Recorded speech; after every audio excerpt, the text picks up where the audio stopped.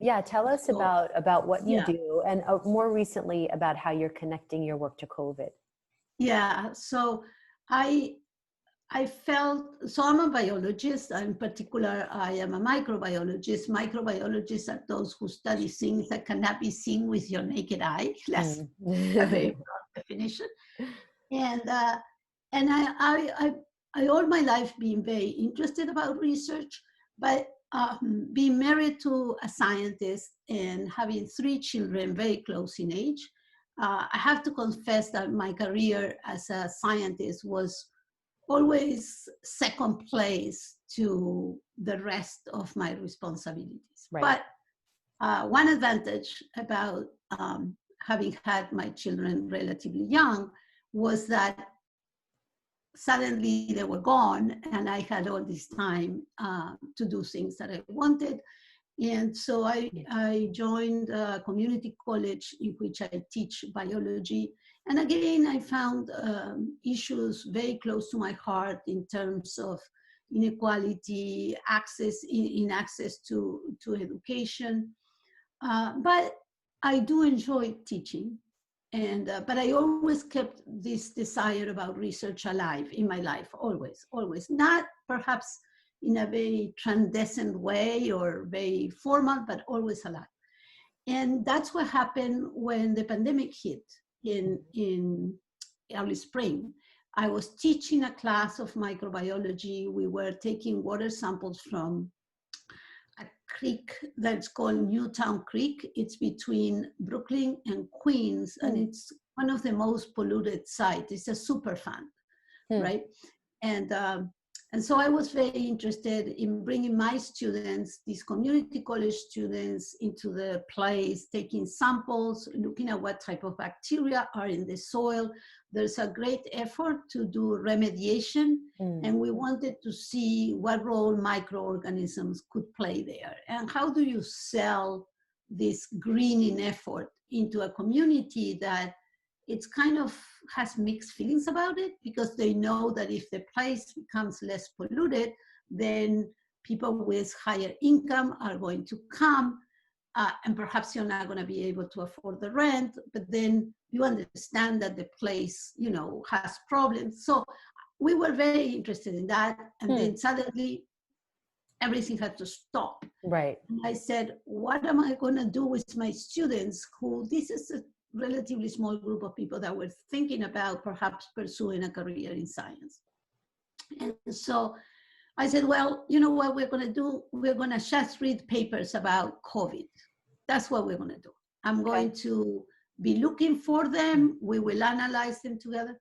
And I came across a paper that was published in the Netherlands, where they were one of the first who detected the presence of the genetic signal. This is not the presence of the infective virus. This is the presence of the nucleic acid in the wastewater of the airports.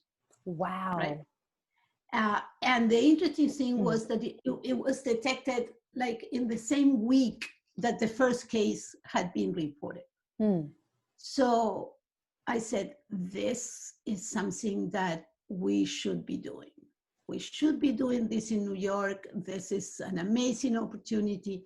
And then the story from there is, it's really a story of people of goodwill, right? Because remember, I teach in a community college, so the resources are very limited. In order to do work with any infectious agent, you need to have a level of safety that a community college doesn't have. Right. In order to access wastewater, you need to go through regulations, right? Because it's a national security thing. You just cannot. You can't just take a bucket and start scooping wherever you want. Right. No. So, you know, I can say something about myself. Not only I'm very passionate, but I'm very stubborn. So that's what I love about you. So I got help from people who had I worked before with. I got help from, to me it's interesting because when I contact New York City Department of Environmental Protection, I contact a woman, right? Her name is Pamela Elardo, and she's an engineer from the West Coast. And she was, I always remember, I sent the email at 6 p.m. By 8 p.m., I had an answer. Right? Wow. She said, yes, somebody's going to contact you tomorrow. Mm. So it was a very interesting experience. I immediately thought about Westchester because of where we live. And I made the connection again through the help of many members of the community. And I found myself in June and July driving around, picking up wastewater in my car, in a cooler. And also suddenly I was doing this research that has not only public health importance, but it's something relevant, Yeah. right? Yeah. Something that it's because we scientists, we always want to contribute to the better good, but we don't know when we're going to have an opportunity. We study something that is interesting to us, not necessarily useful for for every day. You are Right. like, because you need to build up knowledge. Right. And so for me, it's kind of an interesting experience in which all those basic questions that I've been studying all my life that are interesting to me. How do bacteria communicate? That's kind of what I'm interested in, just for the sake of it. I don't, it applies to many other things. Obviously, I'm interested in things related to health or whatever, but I'm interested in that basic question. Mm-hmm. And all those things that I've been, kind of thinking about and whatever kind of got all together, came together with when we had this opportunity to. So it was like the planets aligned. And had you something ever, like that. in your career, had you ever been working on something so urgent in a way, like No, that came together never. in that way?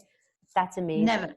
Yeah. Never, Yeah. never. Because even when I worked at a biotech company in the West Coast, and we were trying to develop, compounds that could be used for cancer or for, autoimmune disease, there wasn't that urgency and that idea that, we were in danger and we needed to do something that contributed.